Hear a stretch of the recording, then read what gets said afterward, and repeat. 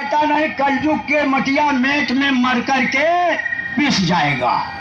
इसलिए प्यारे भाइयों बहनों, आप लोगों के टाइम यार हो जाए तो इशारा कर देना भैया, कहे हम तो भुलक्कड़ हैं, टाइम ज़्यादा हो जाएगा तो खल जाएगा ना। इसलिए संचालक महोदय से अपील है, इशारा कर देना। तो ये है, हमको क्या जानना है कि हम आखिर आए कहाँ से, काहे के लिए आए और यहाँ आकर के कर क्या रहे, तैयारी कहाँ की, जाने का वादा किया और जाने की तैयारी कहाँ कर रहे हैं, ये जानना है। यानी बात वही है कि एक बात वही नहीं जानी कि हमको आखिर जाना कहाँ है। लोग कह देते हैं आने जाने का घाट तो एक ही है, रास्ता तो एक ही है, पता चलेगा। तो एक दृष्टांत गुरु महाराज ने दिया था, क्योंकि आज समय तो है ही नहीं, इसलिए मैं दृष्टांत के बाद में अपनी बात समाप्त कर दूंगा। हमसे अच्छा बोलने वाले हैं मौजूद, बोलेंगे। एक दृष्टांत दिया था, देखो दुनिया की पूजा खूब करो, बाबा जी ने भी नहीं मना किया, न मना मैं करने आया हूँ, न हमारा कोई भी वक्ता मना करता है, कोई भी नहीं मना करता है। खूब पूजा करो, खूब रामायण का पाठ कराओ, खूब गीता बाइबल पढ़ो, कुरान पाक को पढ़ो, सब कुछ करो, कुछ परहेज नहीं है। लेकिन एक जगह हो रही थी रामलीला होने वाली थी, तो भाई मैनेजर ने बांध ली, और बांध ली तो भाई अब पूजा पाठ ध्यान से सुनना इसको, इसका प्रोसीजर बाद में निकलेगा। तो रामलीला का मैनेजर ने बांध लिया। अब रामलीला की तारीख आई, पार्टी आ गई, ऐसे ही लग गया पंडाल, बन गया मंच, सज गया पूरा मंच, और सजने के बाद पार्टी आई तो उसमें बात एक ये हो गई कि जो हनुमान का पाठ करने वाला था वो बीमार हो गया।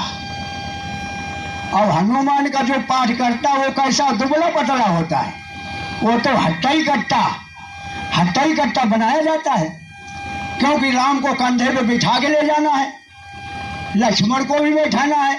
अब दुबला पतला होगा, राम तरियल फंस गए तो कंधा टूट जाएगा, इसलिए वो तरियल आदमी था, बीमार हो गया। अब तो मैनेजर को कहाँ कल पड़े कि एक पात्र बगैर रामलीला अधूरी। तो अब उसने गांव में चक्कर लगाया, और हनुमान जी कौन थे? राम के थे दास, भक्त अलग है, दास माने गुलाम, राम के गुलाम थे। और जितने सारे बाबा जय गुरुदेव के नामदानी बैठे हैं, ये सब उनके हैं, दास गुलाम हैं। हम गुरु महाराज के गुलाम हैं, ना आपके गुलाम हैं ना इनके गुलाम हैं, हम बाबा जय गुरुदेव के। तो कहने का मतलब हनुमान थे राम के दास, सच्चे दास थे, काम के नहीं, काम के थे, नाम के नहीं, सच्चे दास थे हनुमान राम के दास। इधर वो जब गया तो उनसे कहे भैया हम तो किसानी करते हैं, धान बताओ, धान रोप देते हैं, कटाई कर लेता हूँ, आलू चढ़ा लेता हूँ, आलू खोद लेता हूँ, हम क्या जानूँ हनुमान का पाठ करना। अरे कहे ना भैया, तो लोगों ने बताया हट्टा कट्टा एक आदमी है, तो नाम उसका है रामदास, हलवाई है, हलवाई का पेट वैसे भी निकल जाता है जी ना, हलवाई का पेट वैसे भी निकलता है। तो रामदास नाम का एक हलवाई था, हलवाई के पास गए लेकर के, तो हलवाई से कहा भैया तुम हनुमान का पाठ कर दो चल के, और हम तुमको 500 रुपए देंगे।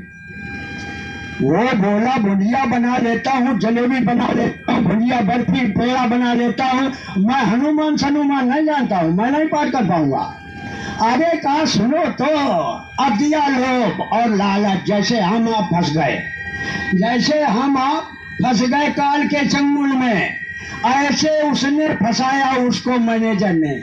आगे तुमको लंगोटा मिलेगा और झंडा मिलेगा, मुकुट बांधा जाएगा, लंगोटा लगा करके जब तुम आओगे मंच पर, तब तुम्हारी लोग आरती करेंगे, तुम्हारे पैर छुएंगे, तुम्हारी पूजा हो जाएगी, और पैसा तो दूंगा ही। लोभ हो गया। उसने कहा चलो ठीक है, तो फिर पढ़ा देना, तो कहा हाँ प्रणाम देंगे भाई, याद तो कराना ही है। तो आज रिहर्सल हुआ, यानी प्रैक्टिस कराया गया। तो भाई प्रैक्टिस कराते कराते खूब जब याद हो गया, कहा चलो बांधा लंगोटा, और लगा राम का दरबार। इसके बाद में बारी आ गई रावण का दरबार लगने का। रावण का दरबार, जब रावण का दरबार लगा, झांकी खुली, इधर हनुमान बन के रामदास हलवाई पहुंच गए। तो रावण बड़ी बड़ी आंखें लगाए और मंच पर बैठा, और फट से उसने मेज पर ऐसे करके धड़ाम से हाथ दे मारा और बोलता है, रे बानर तू कौन है? अकड़ के कहा उसने, रे बानर तू कौन है और क्या है तेरा नाम? आया है किस वास्ते, है क्या तेरा काम? जैसे गर्जा रामदास हलवाई की सीटी पिट्टी सब गई भूल।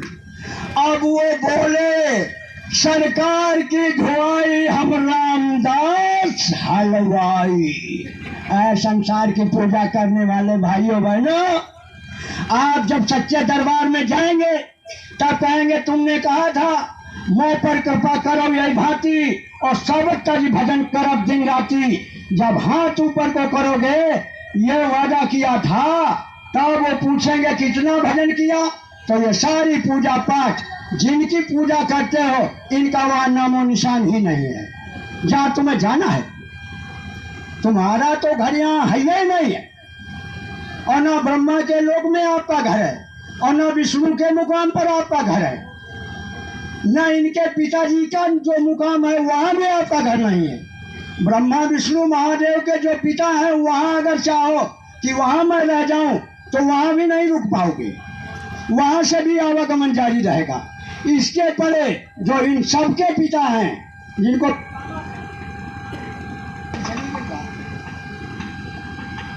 जब इनके सबके वो पिता हैं, जब वहां जाओगे जिसको कहते हैं अनामी, अनामी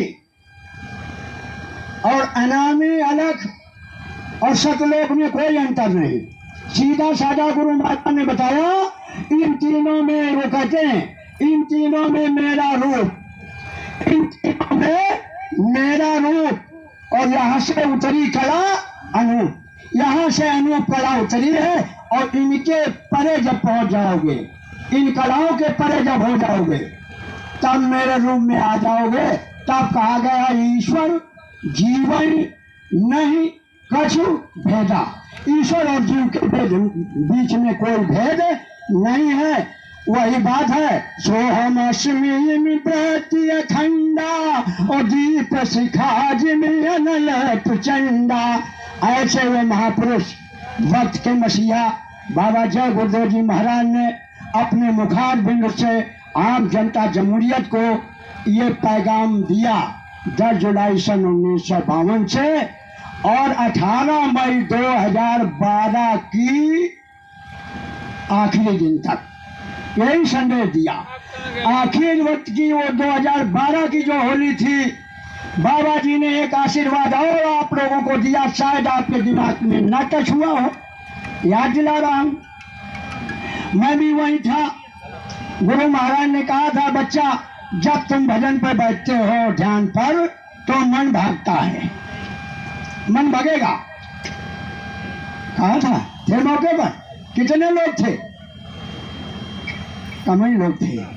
तो कहा था मन भगेगा, फिर उसको खदेड़ के लाओ, आ जाएगा तुरंत, लेकिन बच्चा मानेगा नहीं, फिर भगेगा। फिर लाओ उसको खदेड़ के,